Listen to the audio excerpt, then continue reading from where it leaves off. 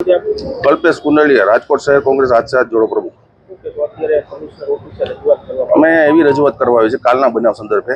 કાલે એક યુવતી જે આશાસ્પદ હતી તે પોતાના ઘરેથી નીકળે છે અને કોલેજે જઈ રહી હોય છે।